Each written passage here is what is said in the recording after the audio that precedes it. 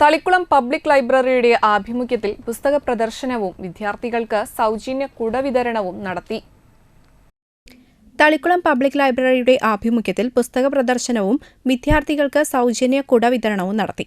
Thalikkulam government ഹൈസ്കൂളിൽ നടന്ന ചടങ്ങ് മുൻ MP TN പ്രതാപൻ ഉദ്ഘാടനം ചെയ്തു.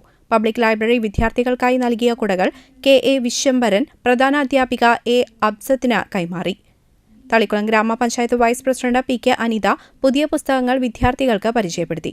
ചാവക്കാട് താലൂക്ക് ലൈബ്രറി കൗൺസിൽ സെക്രട്ടറിയായി വീണ്ടും തെരഞ്ഞെടുക്കപ്പെട്ട KA വിശ്വംഭരനെ പബ്ലിക് ലൈബ്രറി പ്രസിഡന്റ് കൂടിയായ TN പ്രതാപൻ പൊന്നാട അണിയിച്ച് ആദരിച്ചു. ഗഫൂർ തളിക്കുളം, AK വാസൻ, N മദനമോഹനൻ, പത്മിനി ജയപ്രകാശ്, രഞ്ജിനി ഗിരി, ഷിൽജ, സുഭാഷ് ചന്ദ്രൻ, ശശി വല്ലത, വാസൻ കോഴിപ്പറമ്പിൽ, പ്രേമാനന്ദ്, ജിൽഷ തുടങ്ങിയവർ പങ്കെടുത്ത് സംസാരിച്ചു. നമുക്കറിയാം, വഴിയില്ല.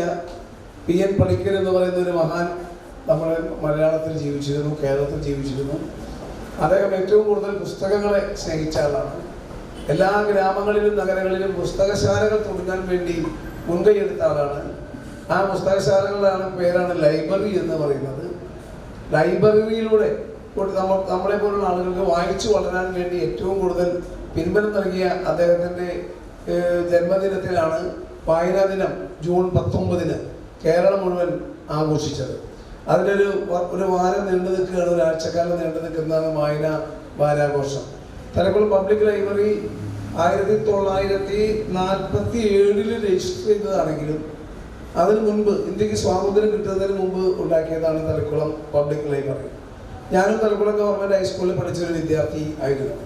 നമ്മളൊക്കെ പഠിക്കണ ഈ സ്കൂൾ ഇവിടെ വരുന്നതിന് മുമ്പ് ഇപ്പോൾ കാണുന്ന കാർത്തിക തിയേറ്റർ, മക്കൾക്കെല്ലാം കാർത്തിക തിയേറ്റർ കൂടെ, കാർത്തിക തിയേറ്ററിൻ്റെ തൊട്ട് തെക്ക് ഭാഗത്ത് കുറേ ബിൽഡിംഗ് ഉണ്ട്. ഇപ്പോൾ അവിടെ ഇലക്ട്രിസിറ്റി ബോർഡ്, പബ്ലിക് ലൈബ്രറി, അങ്ങനെ കുറേ ബിൽഡിംഗ് ഉണ്ട്.